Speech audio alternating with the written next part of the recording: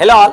జనవరి 14 మనకు శర్వానంద్ గారికి చాలా సెంటిమెంట్ అని చెప్పొచ్చు. ఎందుకంటే ఇప్పటికీ సంక్రాంతికి 3 సార్లు శర్వానంద్ గారి సినిమాలు రిలీజ్ అయ్యాయి. 2016లో రిలీజ్ అయిన ఎక్స్ప్రెస్ రాజా మేర్లపాక గాంధీ డైరెక్షన్ లో వచ్చింది. సో ఆ సినిమా అప్పట్లో జూనియర్ ఎన్టీఆర్ గారి నాన్నకు ప్రేమతో, నాగార్జున గారి సోగ్గాడే చిన్ని నాయన, బాలకృష్ణ గారి డిక్టేటర్ అండ్ నాని గారి కృష్ణగాడి వీర ప్రేమ గాథ లాంటి 4 సూపర్ హిట్ సినిమాలను తట్టుకొని నిలబడి ఈ సినిమా కూడా సూపర్ హిట్ అయింది.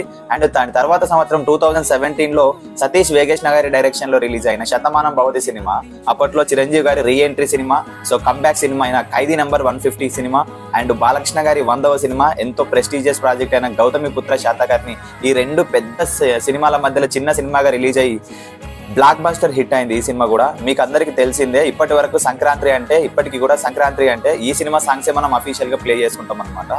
సో నెక్స్ట్ 2026 లో కూడా సో ది రాజా సాబ్, మనశంకర వరప్రసాద్ గారు పండక్కి వస్తున్నారు, భరతమాషలకు విజ్ఞప్తి, అనగనగా ఒక రాజు, ఈ 4 సినిమాస్ తో పాటు జనవరి 14 కి రిలీజ్ అయిన నారీ నారీ నర్మ మురారి కూడా మంచి పబ్లిక్ టాక్ తోటి సో సూపర్ హిట్ కలెక్షన్స్ అయితే సాధిస్తుంది.